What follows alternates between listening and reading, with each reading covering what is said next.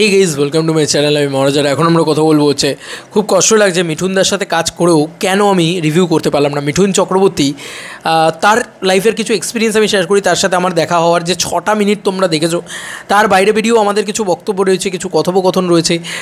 আমি মানে মিঠুনদা কথা খুব কম বলে, সেটা আমি জানতাম না। মিঠুনদা হয়তো না দিয়ে শুরু করে, এটাও আমি জানতাম না। তো মিঠুন চক্রবর্তী এই নামটা আমরাও বলি মিঠুনদা, হ্যাঁ মানে মিঠুন চক্রবর্তী অ্যাকচুয়ালিতে কত বড় একটা, কতটা এজ ওনার, সত্যি মানে ওনাকে দেখলে মনে হয় যে তা লিভিং লেজেন্ড বসে আছে চোখের সামনে। এবং মিঠুন চক্রবর্তী ব্যাপারটা আছে, সেই অরাটা, মানে ওই ঘরের ভিতরে জিদ্দা যেরকম বসে থাকলে একটা অরা আছে, সিমিলারলি মিঠুন চক্রবর্তীর ভিতরে কিন্তু সেই জিনিসটা আছে। তো মিঠুন চক্রবর্তীর সঙ্গে কাজ করা সত্ত্বেও আমি রিভিউটা করতে পারলাম না, আমাকে চলে যেতে হচ্ছে, কারণ আমার টিকিটটা হঠাৎ করে কেটে ফেলেছি। এবার আমি না যখন মানে হট করে টিকিটটা কেটেছি, তো আমার মাথাতে ছিল না যে শ্রীমান ভার্সেস শ্রীমতী ছবিটা 1 তারিখে রিলিজ করছে, তো আমি থাকবো না, আমি মানে এখন তো একেবারেই থাকবো না। তো যে কারণে আমি কিন্তু এই ছবিটা রিভিউ করতে পারলাম না। আমি এক্সট্রিমলি সরি, হাত জোর করে ক্ষমা চেয়ে নিচ্ছি। পথিকৃতদা, অরিত্রদা, মানে ইতিমধ্যে আমি রিভিউ করতে পারলাম না। আমি এসে অবশ্যই টিকিট কেটে হলে গিয়ে দেখে সিনেমাটা রিভিউ করার চেষ্টা করব। আমি জানি সেটাতে ভিউজ আসবে না, পাবলিক হয়তো অতটা এন্টারটেইন হবে না, বা সবাই হয়তো রিভিউ করে দেবে।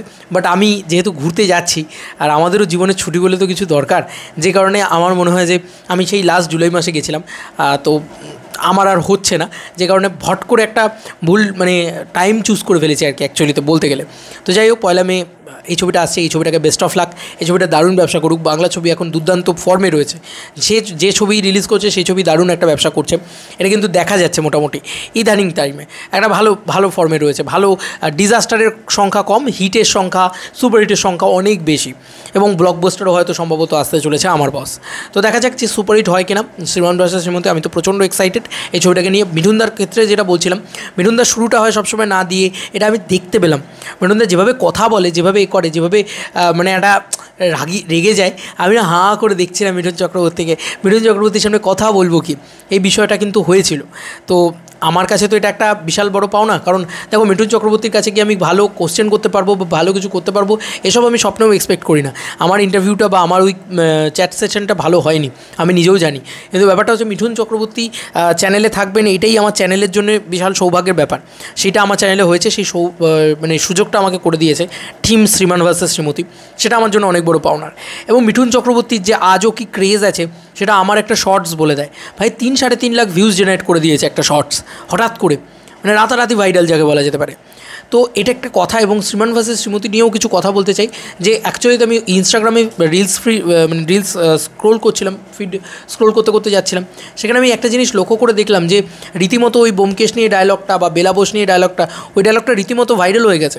মানে সবাই দেখছিলাম রিল শেয়ার করছে, অনেকেই দেখছিলাম। ওই রিলটা আমার কাছে 3-4 বার এসছে, ঠিক আছে, রিলস করতে করতে। তো কোথাও গিয়ে মানে অরিত্রদার রাইটিংটা খুব ভালো হয়েছে, যেটা কোথাও গিয়ে পাবলিকের সাথে কানেক্ট করে গেছে, এটুকু তো বোঝা যাচ্ছে।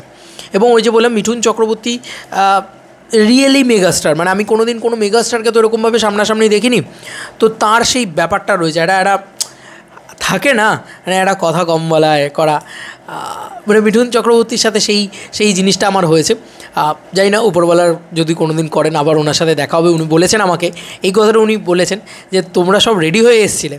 তো অভ্রদা তখন বলে যে আপনার সাথে কথা বলতে আসছি, তো রেডি তো হয়ে আসতেই হতো, কারণ আপনি দি মেগাস্টার, বাংলা ইন্ডাস্ট্রির শেষ মেগাস্টার, বলিউড কাঁপানো মেগাস্টার আর কি। তো আমি চাই যে ভগবান করুক অশেষ কৃপা, ভগবানের আমার উপরে থাকুক, এবং অরিত্রদা বা এরাও আরও বড় বড় কাজ করুক মিঠুন চক্রবর্তীর সাথে, পথিকৃতদা, এবং এই টিমটা আবার কাজ করুক, এবং আমি আবারও ইন্টারভিউ নিতে পারি মিঠুন চক্রবর্তীর। তাই মিঠুন চক্রবর্তী কিন্তু আমাকে নিজে বলেছে এই কথাটা, যে তোদের আরও বড় করে দেবো, মানে ইন্টারভিউটা তোমাদের আরও বড় করে দেবো, এই ব্যাপারটা মিঠুন চক্রবর্তী বলেছেন। তো আজকে কম হলো, হয়তো পরের দিন বড় করে দেবো।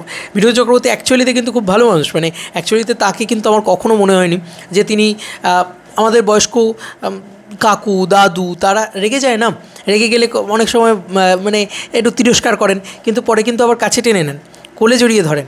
মিঠুন চক্রবর্তী ঠিক অ্যাজ লাইক দ্যাট। তো আমার এটাই মনে হলো। যাই হোক, আমি শ্রীমান ভার্সেস শ্রীমতী তো রিভিউ করতে পারলাম না, সরি, যে কারণে এই ভিডিওটা বানিয়ে গেলাম।